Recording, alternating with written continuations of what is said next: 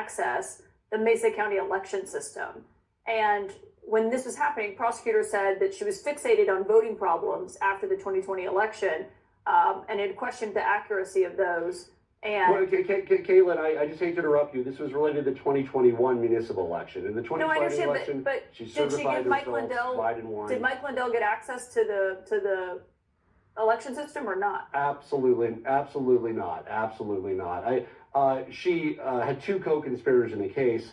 She illegally got one access to her after 2021. None of these crimes were in 2020. None of them had to do with President Trump's election. If they did, this would be a very different story, and we wouldn't be where we are. This had to do with a minor municipal election and software. But it came after the President of the United States tried to overturn the 2020 election, and she was obviously a massive ally of his. And Mike Lindell, didn't come out of nowhere. He was also chief among those leading the 2020 election. So I just think saying that they're totally separated is not how people view this. You're speaking to her beliefs. She is somebody who probably, you'd have to ask her, believes in something happening with the 2020 election. Her crimes were not related to that, actually. She was county clerk. She certified Biden won. Trump happened to win her county. It's a conservative county. Her crimes were entirely related to the 2021 municipal election. After ballots were counted, nothing was compromised. She had two co-conspirators.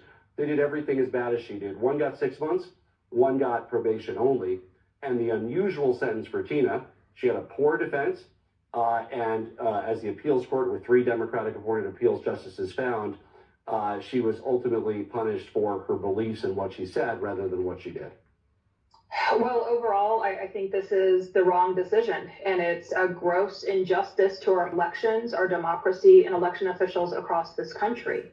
And frankly, Tina Peters' actions has everything to do with the 2020 election.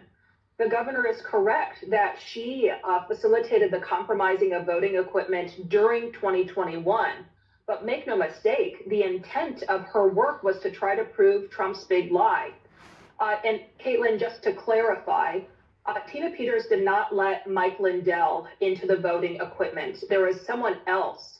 But she did take the images of the voting equipment.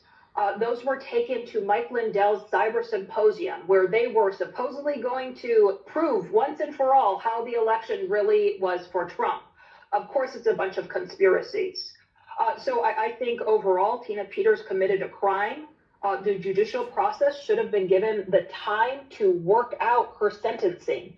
There was an active resentencing happening right now. And overall, this grant of clemency is the wrong message to send in a time when our democracy is in crisis.